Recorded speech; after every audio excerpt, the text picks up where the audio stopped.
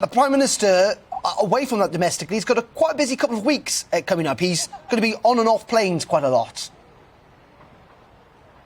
He certainly is. We've got a summer of conferences. First, there's the Commonwealth Heads of Governments meeting, affectionately known as CHOGM, if that's an acronym that anyone really wants to say. I'm not sure it works all that well. But CHOGM, of course, is taking place in Rwanda, which brings up a number of questions, given the partnership between the United Kingdom and that country on refugee issues. And then straight from Rwanda, the Prime Minister is off to Germany. Bavaria, in fact, for the G7, where he's meeting with those other advanced economies in the world, and no doubt talking about all of those global issues that are affecting all of these countries around the world. The high inflation that Europe and America are seeing, the security situation on this continent as well, the emergence of COVID, all of those big questions. And then straight from the G7 in Bavaria, it's off to Madrid for the NATO conference. Now, that's all of the members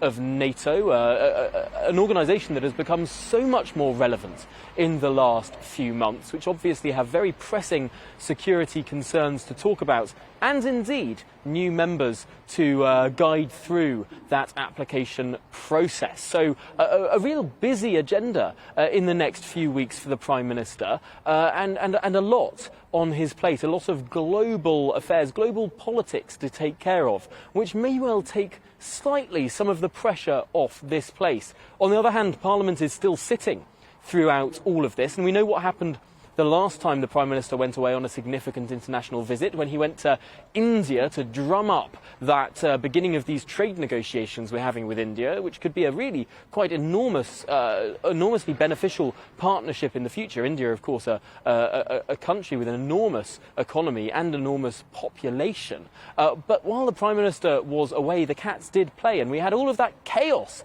in Westminster, where the government started to whip its own MPs to vote down a Labour amendment, and then withdrew the whip at the last moment, 30 minutes before the debate began. It was absolute chaos that resulted in another investigation in the Prime Minister, which is potentially an indication that while the Prime Minister is abroad playing high politics, there may well be some mischief in Westminster.